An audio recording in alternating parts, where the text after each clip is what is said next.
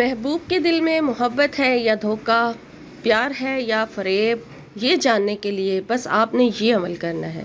जो चाहता है, जो शख्स ये चाहता है कि उसका महबूब जो है उसके दिल का हाल मालूम हो जाए, उसके दिल में उसके लिए क्या है, तो वो बस रात के वक्त इशा की नमाज़ अदा करने के बाद जब सब सो चुके हों और उसके अपने भी सोने का टाइम हो, उससे पहले सिर्फ़ 11 मरतबा दुरूद शरीफ स्टार्ट में, 11 मरतबा दुरूद शरीफ एंड पे, ठीक है। और बीच में आपने 3000 मरतबा अल्लाह ताला का नाम या बातिनो ये पढ़ना है और अपने मकसद की नियत करके कि आप महबूब के दिल का हाल जानना चाहते हैं, क्या जानना चाहते हैं, वो नियत करके आपने सो जाना है। बावजू ही ये अमल होगा और बावजू ही आपने सो जाना है, ताकि आपको ख्वाब में अपने महबूब का दिल का जो हाल है वो मालूम हो सके।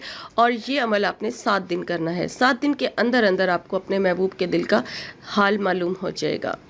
अगर आप चाहते हैं इसी तरह की मज़ीद अच्छी अच्छी वीडियो जो देखना चाहते हैं, तो हमारे चैनल को सब्सक्राइब कीजिए और ज़रूरतमंद लोगों के साथ वीडियो का लिंक शेयर कीजिए। शुक्रिया। अल्लाह हाफ़िज़।